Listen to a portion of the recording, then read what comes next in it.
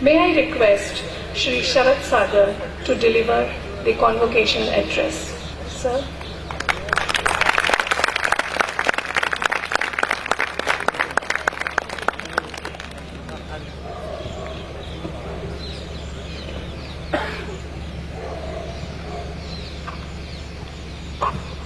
You all look so good today. Give yourselves a round of applause. I'm just doing my mic check. Wonderful. This is my second time in your beautiful city. And the last time I was here, I had the great honor of meeting Madam Amin. And I was speaking at the Ramakrishna Mission here in Baroda. And I started my speech with the words Madam Amin, and it crossed 1 million views on the internet. So today I'm very decided. I'm going to start the speech with Madam Amin and not President Amin. So here we go. Madam Amin, President Rahul Aminji, Provost Malik, members of the board, members of the faculty, friends and alumni of the university, proud parents, and of course you, the graduating class of this great university. A very good evening to each one of you. It's an incredible honor for me to be standing here and speaking to you, to be here as your chief guest and to deliver the convocation address. And I'm super nervous, because I was told that I'm your 5th convocation speaker ever and the nation's youngest. And just look at the lineup. In the past years, you had a member of the House of Lords. Then you had one of India's highest civilian awardees. You had CEOs of the nation's largest corporations. And now you have me. A small boy born and brought up in small towns and villages of Bihar. And standing in front of you right now. But then that's the kind of country that you're graduating college in. It is the only country in the world where a young boy from the coast of Rameshwaram can go on to be the missile man of this country. And even the most beloved president. It is the only country in the world where the son of a Kolkata attorney can go on to make a speech at the World Parliament of Religions in Chicago that would shape the world and shake it even 125 years later.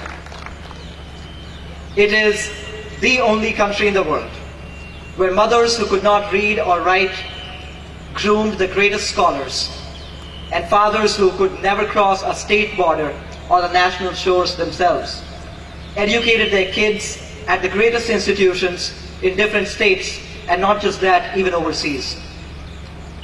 It is the only country in the world where language and culture and tradition changes every few kilometers. But we all sing the same beautiful national anthem, pledge our allegiance to the same proud flag, and show our patriotism in our own unique ways, in our own languages. We pray for the betterment of this country in our own places of worship. Our prayers may look different, but our hopes are the same. We enjoy and celebrate sports and music and food in our own unique ways, but at the end of the day, it all comes together to be truly Indian. So if there's one thing I want to tell you, even before I begin my convocation address, that you were born and you graduated college in a country where all good things are possible. And my standing here is one that tells you that story, and the history of this country tells you that story. Be it the story of President Kalam or Swami Vivekananda, be it the story that we witness in our homes every single day, when our mothers, who may not have received doctorates themselves, create the finest PhD scholars. I'm pretty sure there are so many of you who are sitting in the audience today that you know that your father did not have this degree, or your mother did not have this degree, and you would not have had this degree had it not been for them. So give them a round of applause.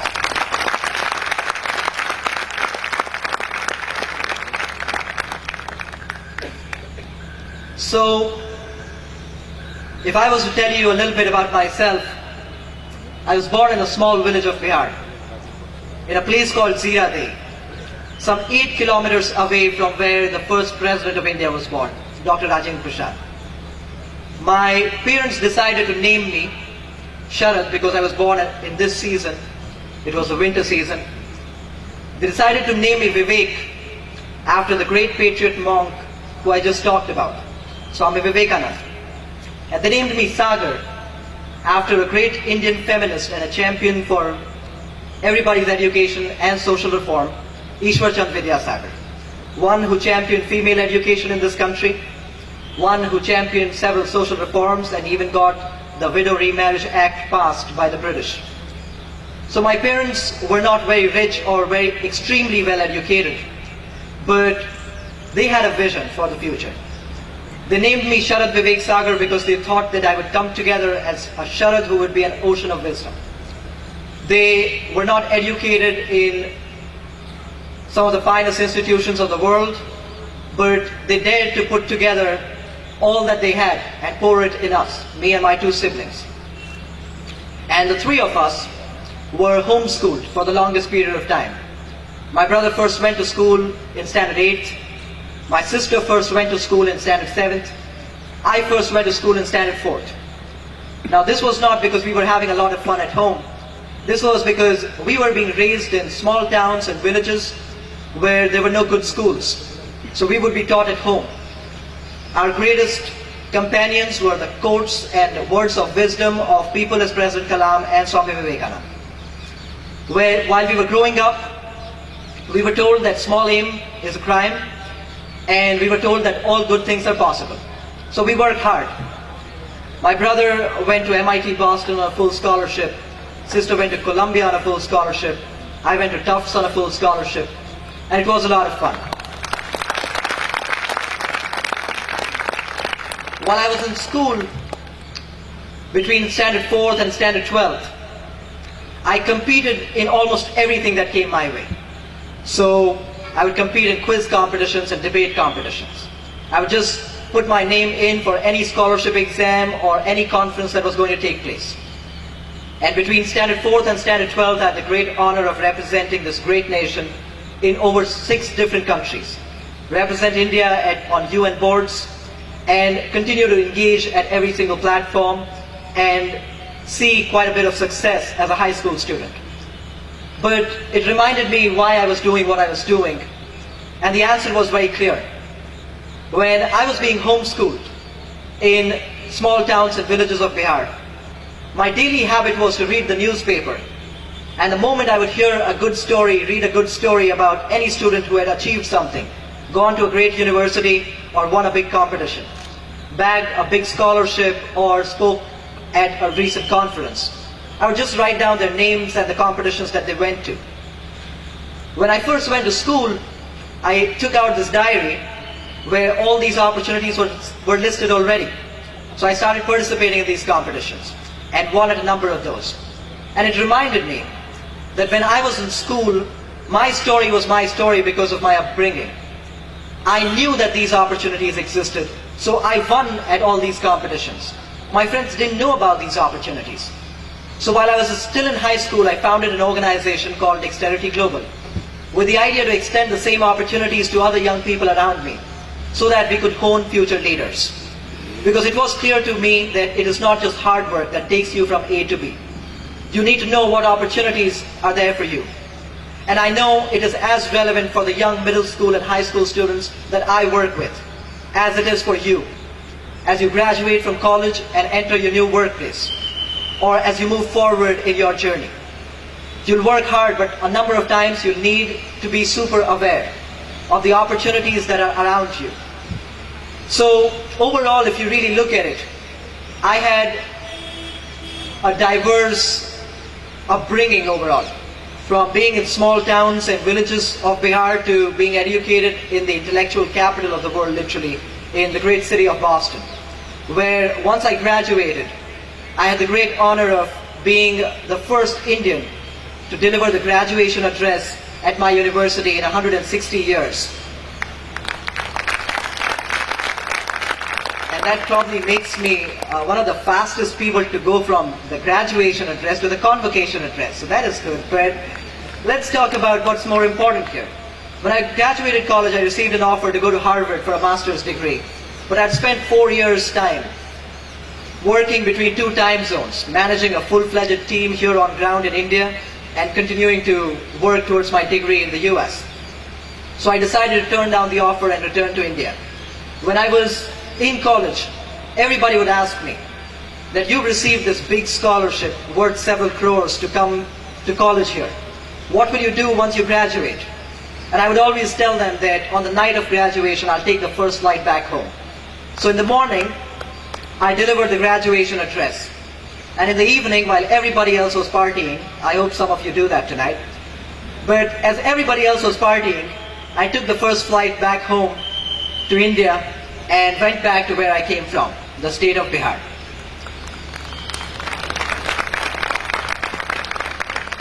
So overall, in this short, limited experience that I have, I don't have many things to share with you. But I decided I'll not make this convocation address too long or too preachy. So I'm not going to quote you Buddha and Gandhi and everybody, and I'm not going to tell you very high-level stuff, so do not expect it from me. But there are 2 to 3 simple things that I want to talk to you about. And nothing that I'll say today in this convocation address would be something that I do not deeply feel or haven't already felt in my life. So the first thing that I want to leave you with in your convocation today is the harsh reality. A lot of times when you are a college student, life is so beautiful, so wonderful. You study in your classes and you go to the canteen, you have some of your finest friends and you live some of the best times of your life. And everybody tells you that once you graduate into the real world, everybody will treat you with respect, you have a great degree, and you'll be doing good things. I want to tell you the same thing, but I want to add something else. I want to let you know that a number of times in life will punch you in the face. And it will actually literally punch you in the face. Do not be bothered by that. The day I received this convocation address, invitation to come here and speak to you, to my left was my ailing brother, who had been my personal hero throughout my life, who, as I mentioned, went to school for the first time in Standard 8. And by the time he was in Standard 12, he was already working with NASA as a student astronaut on the Red Rover Goes to Mars project, when they landed Spirit and Opportunity on Mars. So I was a small kid, and I was seeing this older brother doing so well. So no matter how smart I was, I always knew that there was somebody who was so much smarter than me. When he reached Standard 12, he received a full scholarship to go to MIT Boston, the world's greatest institute of engineering. So he went to MIT, got a degree, and did incredible things there. Was invited by consecutive US presidents. His research was widely quoted by noted professors, US Department of Defense, and all these great organizations. And the day I received the invite to come here and be your convocation speaker, he was ailing with a TB infection, one that had spread remarkably quick from his lungs to his abdomen, and it was very late when doctors had diagnosed it. I didn't know what to say or what to do, but I realized that when something is in front of you, you just do it. So I told my brother that I've been invited, and I wrote back to Madam Amin saying, I'd be proud to join you in this true moment of Navrachna, when you move from this life to the real life. Only 1 month ago, that is barely a month and 3 days ago, I lost my brother. After some 17 days in an intensive care unit, he passed away. And everybody asked me if I would cancel this convocation address, if I would postpone it, if I would show up.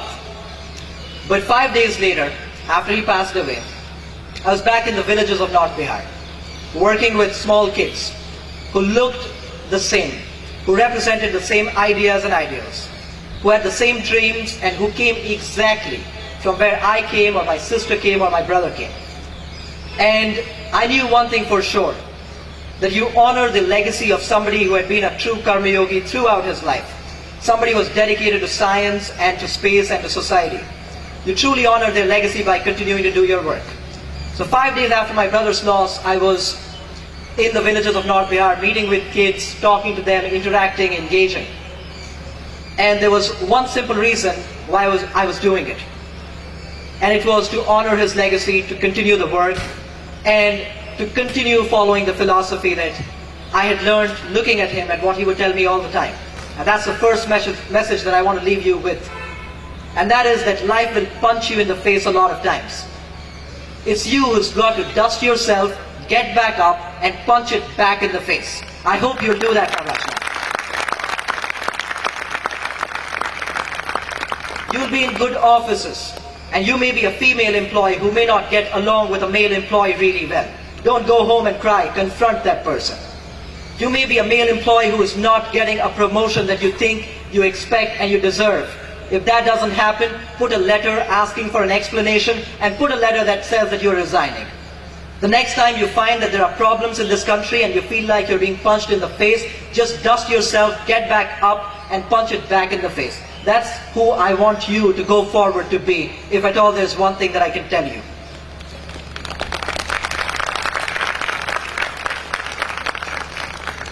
The second thing I want to let you know comes from my personal experience. Next year, the organization that I founded as a high school student would turn 10, Dexterity Global. We set out to groom next century leaders because we felt it wasn't enough to call our politicians leaders when sometimes they could not even behave like one. We felt that we needed leaders in the field of business, in the field of medicine, in the field of engineering and healthcare, in all other avenues that are not even considered leadership. What President Amin is doing, or what Madam Amin is doing, what your faculty and what all the board members are doing is leadership. What a friend of yours who might just have picked a plate left at a canteen table did was leadership. What you do when you help an old woman cross the road is leadership. When you stand up for somebody, or when you do right things, when you have the right values and you know your heart is in the right place, all of that is leadership. So some 10 years ago we set out to groom leaders, but we realized we need to connect them with every single opportunity. So we connect around 5.5 million kids in this country alone with opportunities on the 1st of every month and the 15th of every month, right there in their own homes and schools. At Dexterity, I have had the honor of meeting some remarkable young people.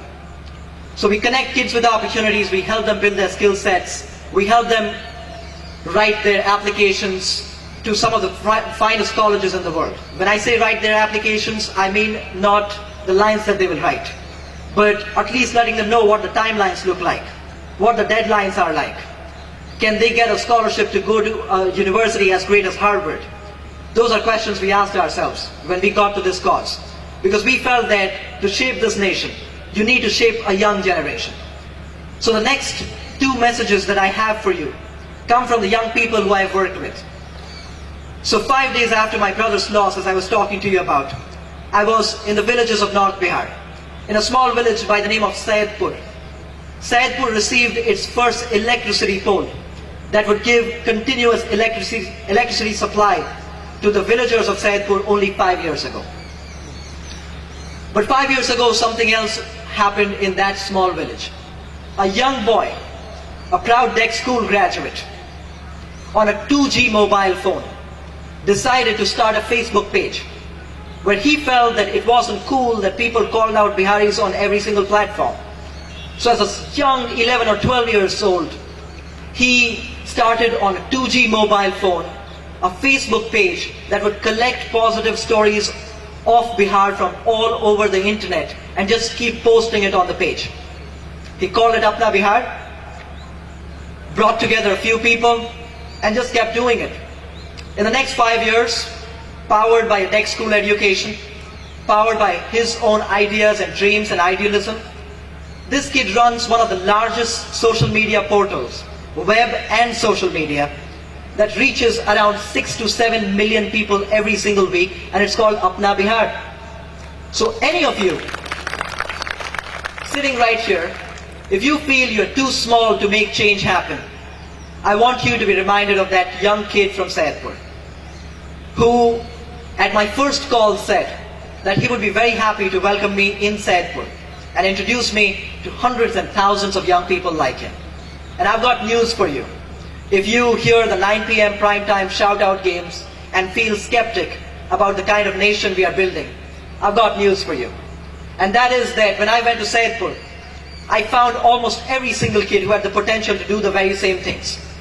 I found none of them any different from what me or my brother or my sister looked when we were on our study tables, when we were growing up in that kind of a humble background. These kids reminded me of the very same promise that this nation makes to every single child who's born in this country, simply because how our founding fathers shaped this nation. A room for disagreement, a place for your own ways of patriotism, and a promise in a democracy that whatever you set your minds and your heart to, you can achieve it. That nobody who has a little more money can stop you. Nobody who comes from a better or more powerful lobby can just hinder you. Or nobody who has never done things himself or herself can tell you, you cannot do it. So you'll go from here to many other workplaces. And many of you will start your own companies and do amazing things. If anybody tells you that you're only 21 or 24 or 25, whatever it is, and you're too small to make change happen, I want you to be reminded of that story. The story of a young boy starting on a 2G mobile phone in 2012 and running one of the most successful media portals of a state that literally has media houses that are funded by industrialists. This is the story of this country. I want to add to that this question that a lot of people ask, that if you groom leaders, how do you take responsibility that all these leaders will actually have their heart in the right place? That once they get the opportunity and once they go to top colleges in this country or abroad, will they ever come back? Will they ever engage? Will the meaning of seva continue to be what it is? And I want to tell you that I have this really young chief of staff who works with me. Madam Amin and her team had the opportunity to deal with this young guy who works as my chief of staff. Studies on a full scholarship at a top school in the United States, splits his time across 2 time zones, and continues to work hard every day. We talk about, in the words of the scripture, in the words of the holy books, Nishkam Karma. When I look at that young kid and I look at his dedication, because he came to a dexterity platform as an 11-year-old, graduated from dexterity platforms. He was so smart that I said, will you work with me? And he said it would be an honor, so he just got started. Then he got a full scholarship to go to college, so I said, drop the plan, now you just focus on your degree. He said, if you could run in 2 time zones, I can run in 2 time zones as well. So I said, sure, go ahead. On one of his birthdays, his sister told me that we need a birthday gift. I said, what would it be? The sister said that on his birthday, if he spends 1 hour at home, that will be a good idea. Else all the time you guys are working with kids, or you are in your office, you are discussing your ideas, debating different platforms, so send him home for 1 hour. I was like, is it your birthday today? So he said yes. Like, at least put it on social media, now everybody knows when your birthdays are. So these are 2 young kids, some 11, 12-year-old when they started, some 17, 18-year-olds right now. And if I could not think of a better example to give you when I wanted to talk about Nishkam Karma, that I want and hope that all of you will take up. And when I wanted to tell you that no matter how young you are, you just get started. So I hope that these 2 messages are powerful enough for you to go ahead and change the world in your own unique, meaningful ways. The first, that be ready that life will punch you in the face. But dust yourself, get back up, and punch it back. And the second thing, that you're never too young, never too small to make change happen. But I want to add a word of caution before I leave you today. And that is that a lot of times in your life, you will feel powerless. You'll feel, what can I do about this situation? The people who you are up against are too powerful. The task ahead of you is too huge. And the skills that you need are probably ones that you can never acquire. In these moments, I want to quote you a very short story from my own life. When I moved to Patna, I continued my daily habit, one that I have left recently. That was reading newspapers every single morning. as some 12-year-old or 13-year-old, I guess, I read this news story about a renowned Patna doctor who on the night of Diwali had a few people visit his house and complained to him that they had an ailing patient. So this gentleman was on the dinner table. An 8-year-old girl, another one 14, a wife and this doctor. He left the dinner table immediately because that is what he signed up for. As a doctor, you are on 24/7 duty. And nobody knew it better than this doctor. So he left his dinner table and rushed to his clinic that was on the ground floor. When he went to the ground floor, these people who were pretending to be patients shot several bullets and he died on the spot. I read it in the newspaper next morning. This entire story mentioned. And the only thing I could relate to in this story was one, the kind of world we live in, where anything can happen at any moment, where your security is not just your responsibility, sometimes it is you are on your own. It is your only responsibility sometimes. So I read this newspaper, I could connect to the sad things that happen in the world. But there was this other thing that I could connect to. This doctor was survived by a daughter who was older than me, and a daughter who was younger than me. And I wondered if I could do anything about it. I didn't even say this to my parents, because they'd be like, have you finished your homework for the day? So this hurt me, and this is not just the only story. It is just one worth sharing, so I'm sharing it with you. I felt powerless, I felt belittled. In one moment I knew that I could do nothing about it. And there'll be a lot of moments in your life when you would know that. But several years later, last year, we had a young girl from the state of Bihar go to a top university in the US on $250,000 in scholarship. When she came to our office, I was just discussing with her. I was like, what's your journey been like? This is going to be a great opportunity for you. The next 4 years are going to be one hell of an experience. What do your parents do? Where do you come from? Because I tend not to know those things. So she told me that her mother was a doctor. Her father was a doctor as well, but he was no more. It turns out it was that 8-year-old girl who, in the worst of situations, decided not to give up hope, who had every reason to feel that life had been put to an end, who had no role models for that matter sometimes, and who had every reason to be somebody who would not do the homework because she didn't feel like, who had every opportunity to say that she felt lonely and that she had her own excuses or complaints. And her excuses, by the way, are very real. But she chose not to do that. And she chose to continue to fight hard, gain a world-class education for herself, and keep moving forward.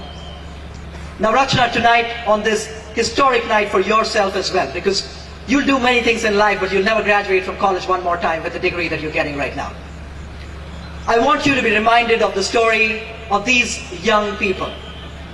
One who builds out a media startup on a 2G phone. One who goes to a great university on a full scholarship and still works across 2 time zones.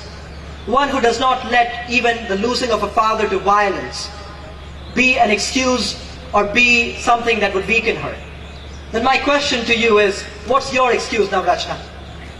Tonight, if you have to ask yourself one question, no matter what kind of machines you are in front of, whether it is the corporate machine of this country or the political machine, whether these are the PR lobbies or just the powerful, I don't get it what our excuse can be. Yes, we'll be punched in the face a number of times. And yes, a lot of times we'll feel small. We'll feel way too young to get something started. And a lot of times we'll know that we are powerless. But if these 3 young kids can go ahead and do things that are so historic and so beautiful in nature, because I know that these kids are going down this country's great history one day.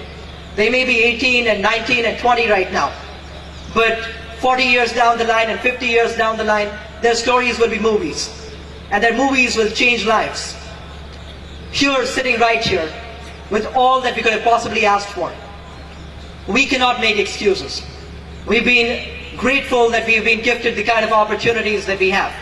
A healthy body, a healthy mind, and a few opportunities and the great honor of being born in this country, put together, these things are enough. So my final message to you is that India needs you.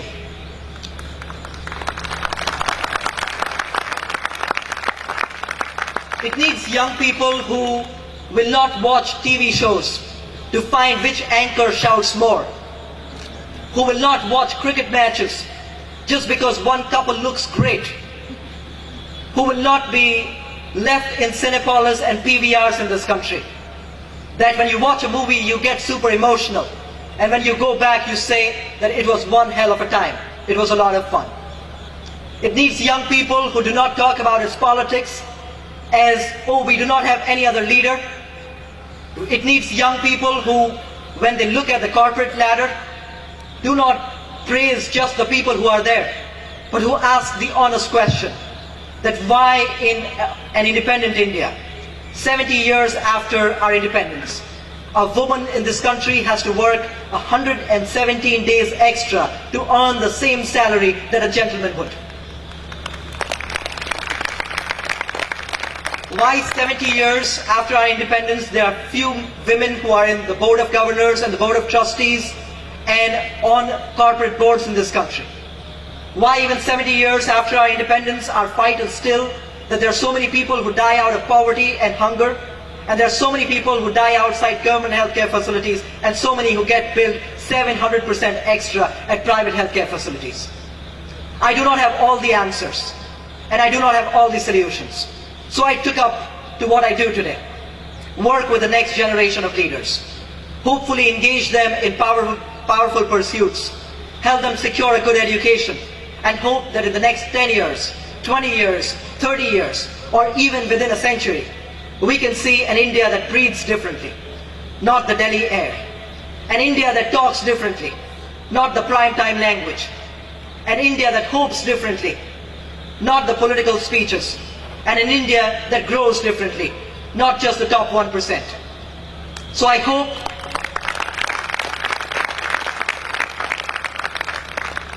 hope that while you came here today to have a good time, to celebrate with your friends and family, and to really congratulate yourself for what you've achieved today, I want to remind you now, Rachna, that there are so many more things that we need to achieve. There's so much more that we need to do. I know that your parents sent you to college so that you make the family proud. But I know secretly every mother in this country wishes that you make this country proud. And remember, when you do that, I see myself as a Kargil child. Because I was barely 7 or 8 years old when Kargil happened. I had learned the speech that Prime Minister Vajpayee gave by heart. Every evening, when I would see on the television that soldiers would come back draped in the national flag, I would ask my mother, that what do you have to do in order to be draped in the national flag? She would tell me you would have to do a national duty. And I would always ask her that, can I do the national duty? Would you be all right with that? And she would always, with a teary eye, she would say that, yeah, I will be proud of you. She passed away while I was still in high school. So yes, life does throw punches at you. But on her hospital bed, she would tell the nurses all the time, because at that point I had to go to South Korea to represent India at a UN conference. She would tell the nurses all the time that she had to buy a sports shoe for me, because I had to go to South Korea and they had some outdoor activity planned. But my mother had great plans for me, and I'm sure your mothers do too. My parents had great vision for me, and I know your parents do too. So this graduation, this convocation, going to good universities, getting good paychecks, walking good workplaces is not enough. We need to make that larger call our call. We need to answer that larger call to duty. And that is that in times when so many young people cannot afford to have 2 square meals a day, so many young people cannot afford to go to a good school or to a good college, where so many young people are possibly working at sweatshops and restaurants right now, as we sit down under this proud sky in this great country. At that point in time, we went to a college. We have a college degree. The question I want to leave you with is, what will you do with your college degree? Because it is not a question that I ask you. Some 50 years, 60 years down the line, your children, and yes, your grandchildren, will ask you, that in 2017, when a nation was ailing, you had a university education. What did you do with it? So I end my speech, which is not necessarily a speech, it is just a request to each one of you, and to anyone you can strike a good conversation with.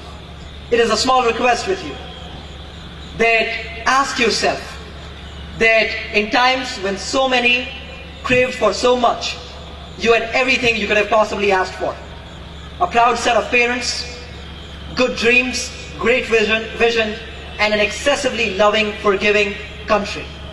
What will you do for all of them? That's my question to you tonight, Navrachna. Thank you so much. God bless you and God bless this republic. Thank you.